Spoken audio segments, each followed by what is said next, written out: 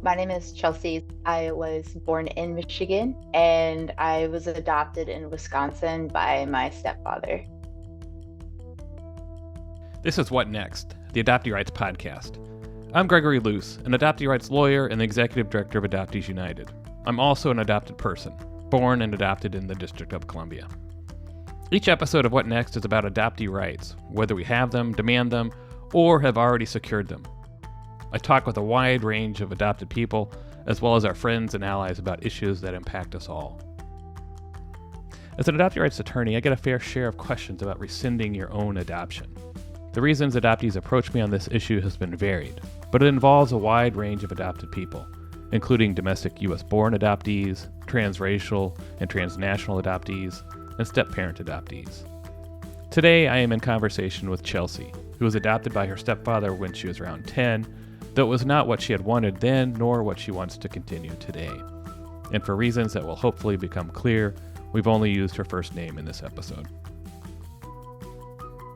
So I'm talking to you today because you're part of this project, and we've called it rescinding your own adoption. I think in the beginning we were talking about annulling, we were talking about vacating, and those are terms I've used in the past too, but we've sort of settled on rescinding your own adoption. And could you let people know what that means to you and why it's something you're interested in?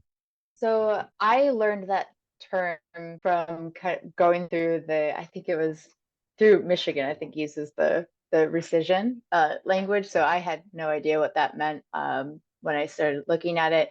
I originally was like looking at just trying to change my birth certificate, and when I saw that like it was possible to like potentially make that adoption not a thing, I was like, oh, that would be a great goal to have. So I think the rescission, as I understand it, would just basically make it as if the adoption had never happened, which would be what I'm looking for. So actually, rescission means it just ends, and then annulment is the other one. Ah, got you. Yeah, annulment is as if it doesn't exist, and annulment's extremely hard to do. So that's why I think Got you. Okay. as a group, we decided, well, we're not, because it's so hard to do, to make something that existed no longer even exist legally at all in any way, as if it never happened. That's too hard to do. It happens sometimes, but Yeah. it's pretty rare. So we settled on rescission. But obviously, as you say, there's at least one state, Michigan, where you were born, where you can rescind your adoption. The only issue there, though, well, it's two issues for you. One issue is that Yeah. you have to restore biological rights to your prior birth parent, and they have to be Yeah. part of the petition. And the other is that you weren't adopted in Michigan; you were adopted in Wisconsin. Yeah. So Wisconsin Yeah. controls your fate essentially. What are your motivations for pursuing rescission? So I was adopted, I think, oh gosh, I think I was probably like 10, maybe. And so like I had known my biological father, and he and I had like a decent relationship, but it was a pretty like nasty divorce, and my mom basically just out of the picture. So she did and everything she could to make that happen. And my stepdad ended up adopting me and my brothers. And I remember like in being in the courtroom, like I had to go in with my brothers and talk to the judge before the adoption. And I remember thinking that like it wasn't something that I wanted. One, I really didn't have a say in. Two, having to say that like in front of my siblings was also like that was just hard. Like that's not a decision. There needs to be like I think just more safety around it as like because I was just quite literally a child. So, did you And have younger brothers or older brothers? older brothers. Okay, so you were not only your mom was probably looking at you, well, soon to be stepfather was looking at you, the judge was looking at you, but then Yeah. your older brothers were also saying, "Hey, come on, Chelsea, do the right thing here." Is that kind of how it went? Yes, exactly. And so like I was again a child and I was like, okay, I guess this is what everybody wants. So I ended up like being like, yeah, it's fine. Regardless, I wouldn't have had a say anyway, even if I would have said no. I don't think that it would have mattered all that much. I think if I remember correctly in Wisconsin, like if you're 12, you have a little bit more of some sort of say, but that might not be accurate. So yeah, so I never like truly wanted to be adopted by him. And it turns out that he is a convicted sex offender, and he was like abusive and just scary to live with. So he was not anybody I ever wanted in my life. And unfortunately, like his name is now on my birth record forever unless we can get a bill passed. Right. Yeah. And my understanding, he's still in prison. He is out. There was had to do with the statute of limitations. Like it ended up being like a civil trial that got him. I don't know. There was something that got him in prison. But anyway, he was there for like 5 years. And as far as I know, he's somewhere in Florida. All right. So there's no, absolutely no. I mean, if you had any, this is off the record, but you had any fear of him being out, I assume that has resolved in your head or not, or is it's not something. Absolutely not. Absolutely not. Absolutely. It was definitely something that I have considered, like talking about this and being public about it. Is like I think one of the questions you had asked is like had I talked to my family about it? And yeah, so like he doesn't know, and neither does my mom.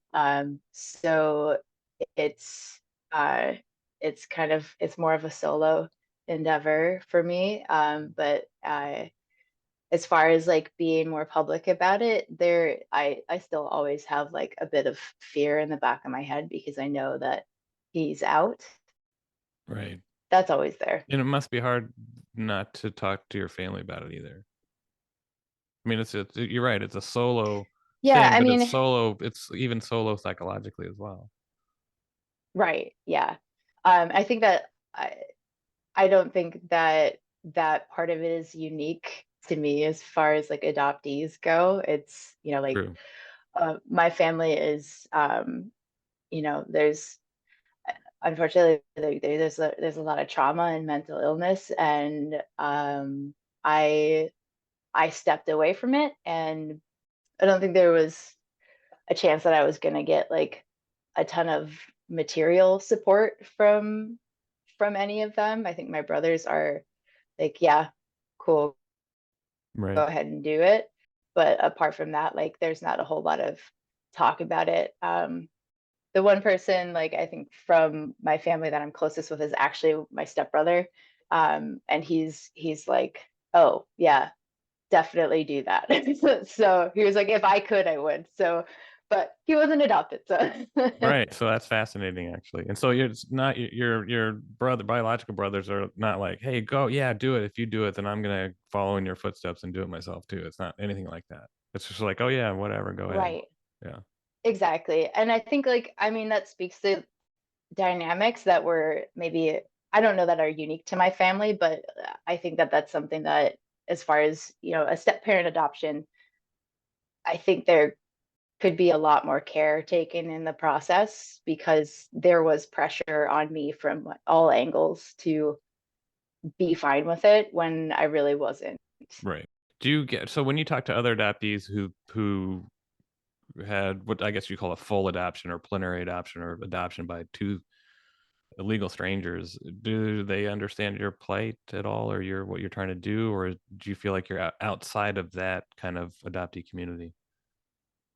I don't feel like I'm outside of it. I truthfully don't know too Whoops. many other people who were adopted. I don't remember what you called it. There were two parents who were strangers. Yeah, two Um, legal strangers. Yeah, I mean until they were yeah, adopted. so her whole thing was like totally wild too. Like the stuff that happens with birth certificates is crazy, but we definitely bonded over I think OBCs in particular just being like it's crazy that they can change them, or it's crazy that like oh wow, like to be able to get to this particular person, like they couldn't get their original birth certificate and then had to try and prove that they were born like in the US. It was just like a whole thing. And they were, you know, born down the road from where they lived. So it was like a crazy process for her as well. So I think that like anything that can simplify and give adoptees more rights and control over like, their history, that is, I think, my main goal. That's so important to me. So you were around 10 when you got adopted by your stepfather. Did Yeah, you or do you still have your original birth certificate before that adoption? I don't. And you can't get it. So Michigan in is so complicated, it's probably unlikely that you can get it. so the thing so I in Wisconsin, the birth certificate, because I was adopted there, it was impounded there, from what I understand, which is interesting because my entire journey with this was deeply confusing for like 9 years. I bet. Because nobody knew what to do or what to call it, or Wisconsin doesn't have anything of a process to do a rescission of any kind. As speaking with like I spoke to different lawyers and they were like, we're stumped, we don't know what to do.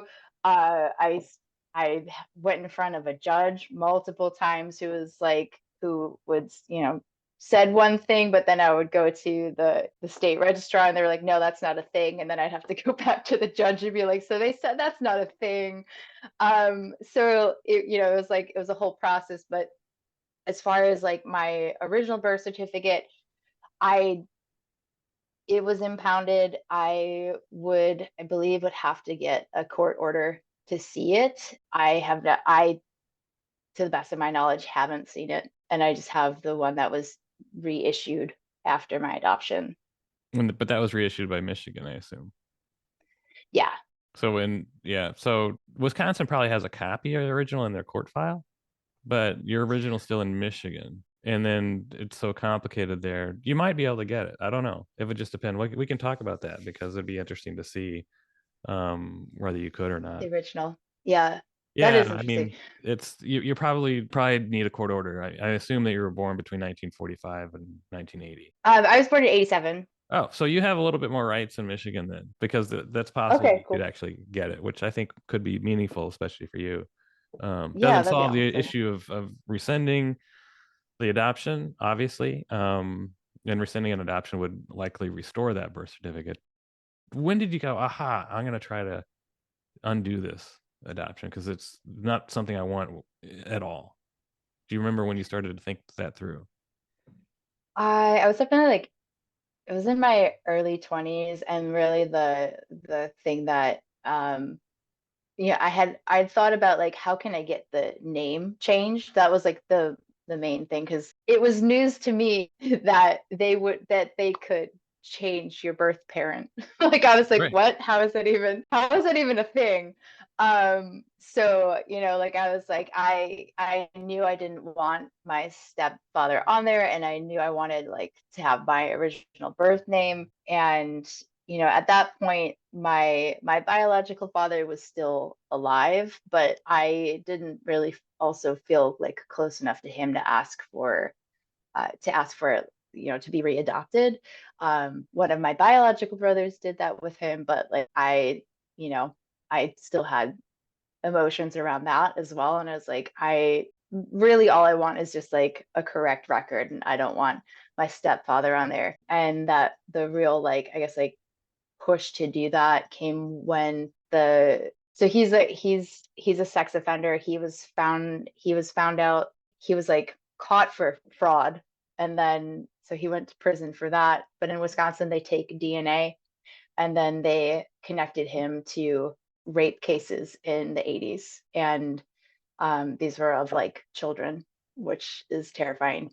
I was like, I really don't want people talking to me about this. It was bad enough, but it was a really, because those cases were unsolved, and they were brutal. It was a thing in the news, and the trial was followed. And so at that point I was just like, man, I really, really hate that this guy is like somehow on record as my father. with the So same that last was name? You had the same last same name? last name. Yeah. Yeah. All right. Yeah. Yeah. Yeah. Everything was changed. So I started looking into it more seriously, but I just kept hitting dead end after dead end. Like I talked to a bunch of people in Wisconsin, and then I would call Michigan and be like, get information from them, and they're like, "Oh, it's actually an easy process. You just need to like have a judge say it's cool." But I would have to have the judge in the court where I was adopted, which is in Wisconsin. And Wisconsin, they were like, "There's no process for this at all. You can't do it." And I was like, "Oh, okay. So now it's time to write a bill." And that's how that started. Right. And you actually had a bill But that written. was years. Well, yeah, but I Yeah, mean, yes. lo and behold, there's a bill that exists that did address this issue. Yes. I think it also required restoration of the birth parents' rights, I think, right? Right. Yeah. Yeah. And so and again, yeah, I think that it's important that we're talking about this because even talking to legal experts in Wisconsin, they're like, we don't even know what to call this. We don't know what this is or like how that's even possible. So when I had originally reached out about a bill, I think there was an assumption that I wanted parental rights restored. And as they were working on it, I didn't really like get to, see the wording. And then when it came back, I was like, oh, okay, well, that's interesting. My biological father wouldn't have affected me because he is deceased, but that would make it, I think, infinitely more difficult for other people. So I think that was part of what we were talking about, is trying to make it like as broad as possible. But But I mean, you had a bill drafted, but it was never introduced, is my understanding. yeah, so I where it stalled out was trying to find another co-sponsor, a co-sponsor in the Senate. So I had people in the Assembly who were willing to do it, but couldn't find a senator. And then um, the legislative session, they shut it down early. This was, I think, trying to remember now. I Is it think that would have been 2021? 2022. Um, yeah, basically when they shut it down, they're like, oh yeah, now we're gonna have to like focus on elections. So it basically kind of got dropped. And from there, I decided to pursue what I could, and that was changing my name back to like my birth name on my record in Michigan. So I had to go to a court in Wisconsin and get permission from them and then send it to Michigan. And that was like a whole back and forth. So it'd be really great, like if it were just kind of easy between states, or easy at all in a single state would be amazing, but like easy between states would also be great. But that was the thing that I was kind of focusing on after the bill kind of fizzled out. But I'm so glad that you reached back out, and I was like, okay, cool. Like I can like re-energize myself to do this again. But I did have a personal victory in that I was able to get my name changed on my birth record. My stepfather's name is still on there though. It's on there as a prior name, I think, right? I mean, your legal name now is different from, Um, and so you got an amended birth certificate, right? I think. yeah, yeah. So it's an amended one that changes the name back to like my original birth name. Right. Um, Yeah. but Not the yeah, so same, it's not, not what yeah, you want. not the same.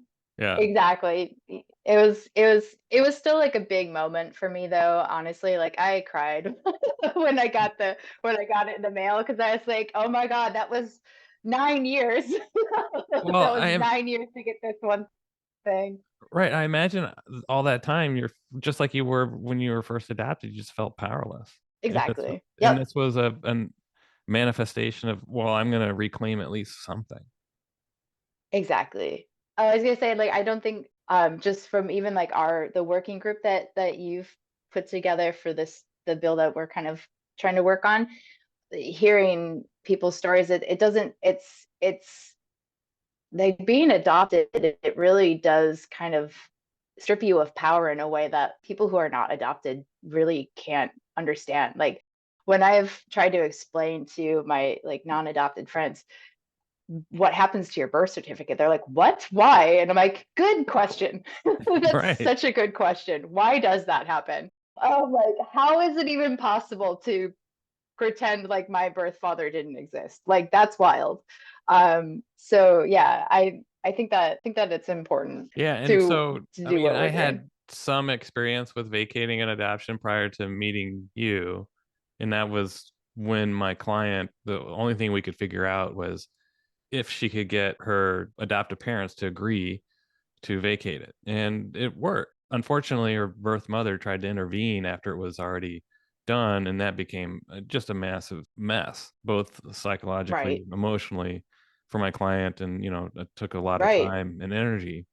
And which is really what motivated me in some respects as part of drafting a new kind of model legislation is to take the birth parent completely out. Don't even Yep. touch restoration of prior terminated parental rights. Maybe there'll be Yep. another bill where you could if you wanted to, but that's not the default.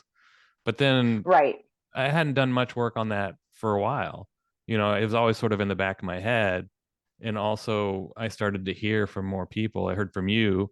I was just so excited that you had even gotten a bill drafted that was actually being passed around in the Wisconsin legislature looking for Yeah. sponsors. And then I started writing about it. And then I started to hear from multiple people that this was something that they Yeah. wanted to do, and hearing all sorts of stories about why. And the motivations were really powerful. I don't think you really need to have a motivation, but I don't think anyone's going to do it Right. willy nilly at the same time.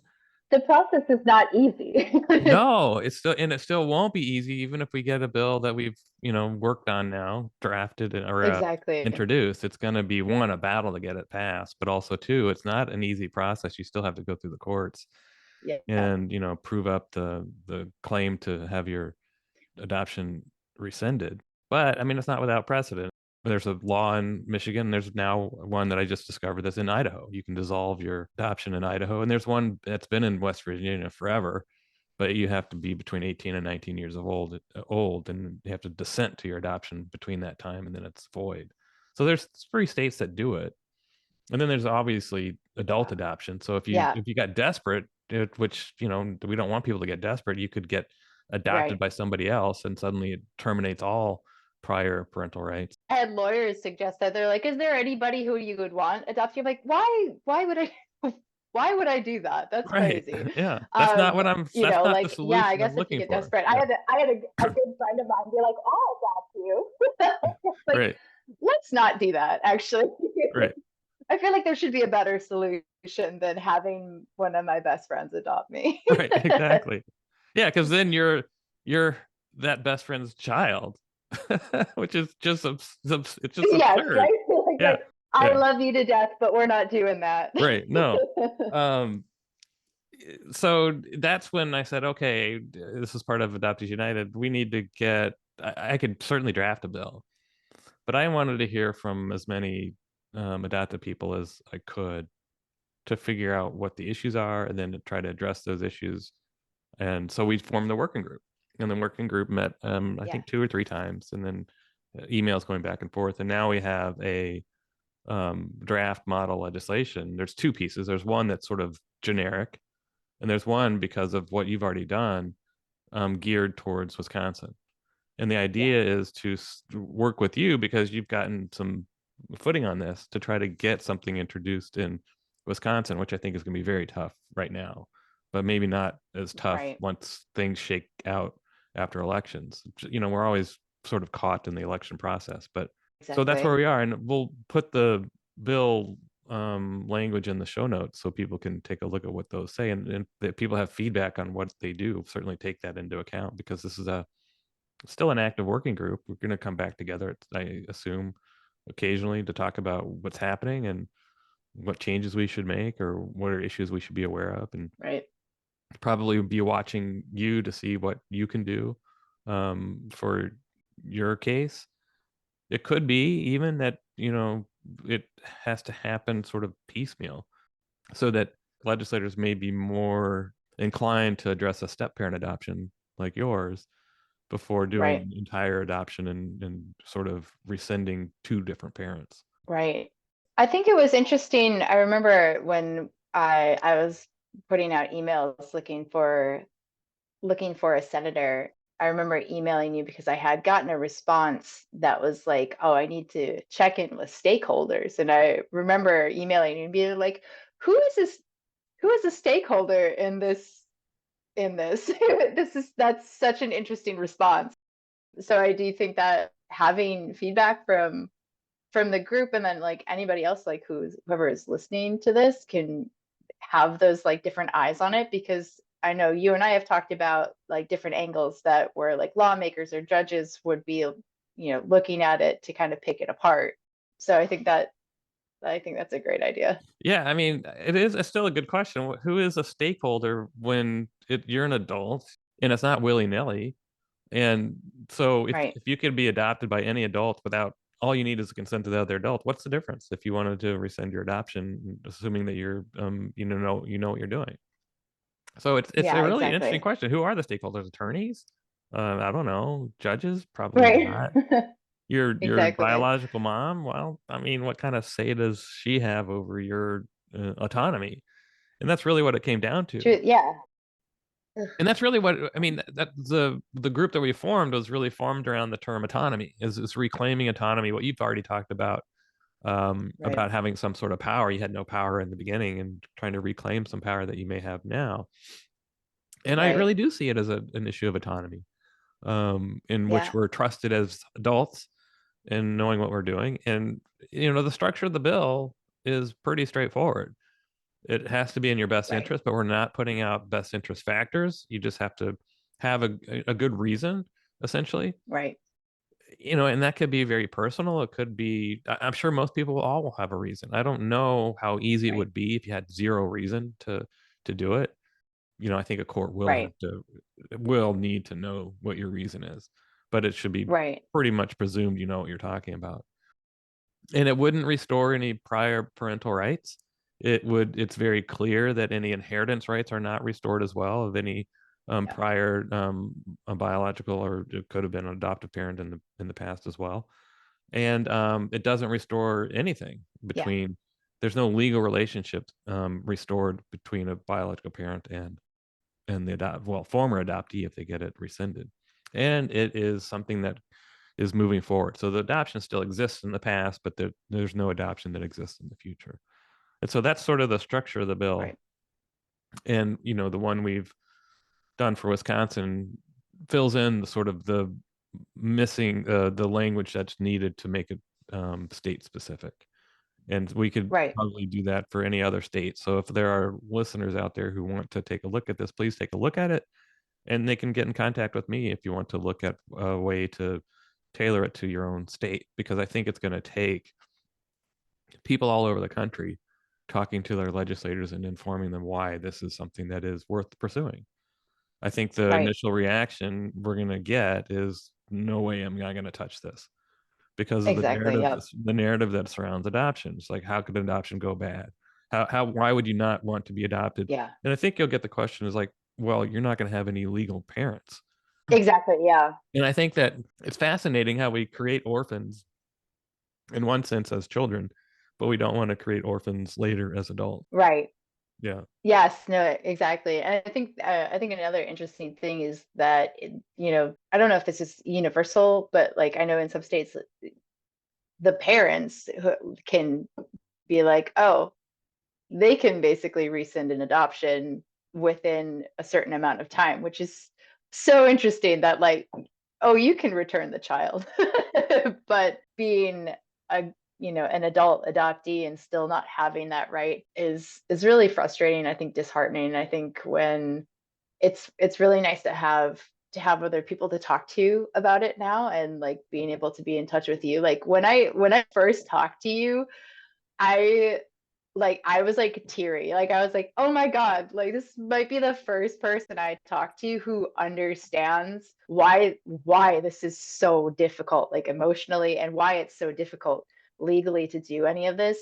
And I think it's because you're running into walls and Hmm. no's Hmm. all the time. And when you were powerless in the beginning to say anything to stop the adoption, and then you still are being told you have no power as an adult to change it, that is a really disheartening and lonely journey. So it's really nice to like actually have a group of people to talk to you who can relate to it.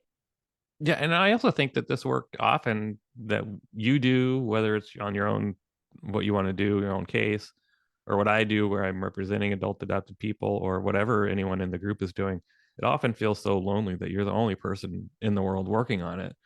And I think that's what I loved about, and still do, about the work group, is that it's a sort of really varied group of people, including intercountry adoptees, transracial adoptees, who are thinking seriously about this issue. And it was really, Yeah, I thought, very powerful to come together and talk about it and come out with a product. And we're really yeah, looking forward to keep the conversation going, but also have, yeah, people like you out there now trying to actually do it, and then yeah, having support of me and Adoptees United and the group, and cheering on and giving feedback. So I would encourage people who are interested to get in touch, and I'll put an email or a link in the show notes for people to do that. But what do you think in your time frame, if you were to have, I know you'd want it tomorrow, but given the reality of politics and electoral politics, are you thinking maybe 2 to 3 years from now, maybe you'd have something that you could work on as a bill, or less?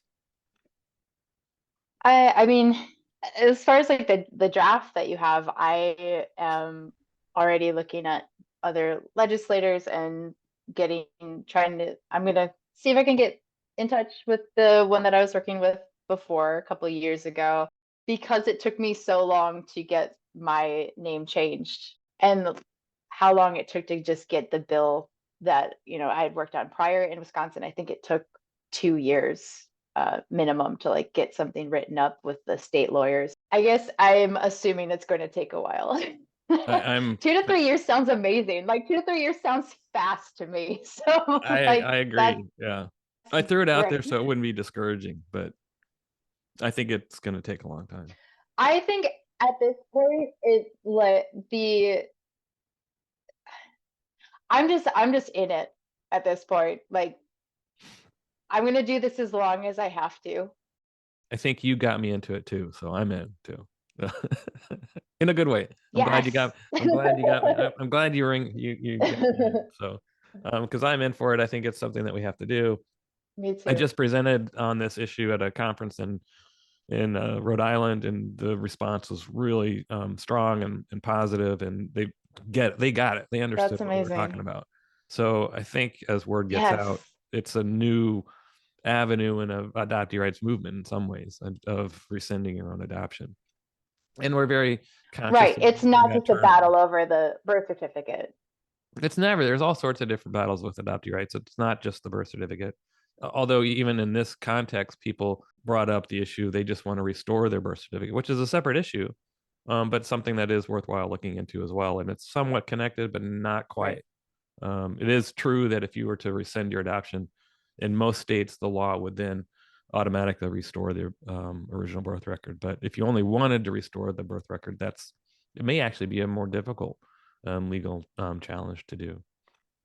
So, but Right. I have at least one client that wants to do that, and we're looking into it, and we'll see. Thanks so much for meeting and talking, and Thank I'm sure I'll you. be talking to you more. I'm sure that I'm looking forward to the day where you say, "Hey, I've got a legislator interested. Can you talk to the drafting staff about what this does and how it should work?" Because I've been involved in drafting bills as well, and working pretty closely with legislative staff to get the language correct, because they do That's appreciate amazing. experts. Well, they appreciate experts in the field, because they aren't usually experts, and you can point out, well, that'll create this problem, or, well, you need to address it this way. And so I'd totally be available to help with that. That's really amazing because like I think like a lot of adoptees, I just feel like I've been feeling around in the dark. So meeting you and also knowing like the different organizations that there are working on this it's awesome. I'm so glad that we were able to connect. So yeah, great. All right, so thanks so much. We'll keep talking. Sounds good. If you're interested in this issue, check out the show notes, which have more resources available, including draft model legislation.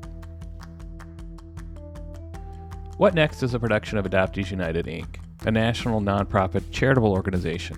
It is produced and hosted by me, Gregory Luce. Check out our past episodes and subscribe to any future episodes wherever you get your podcasts.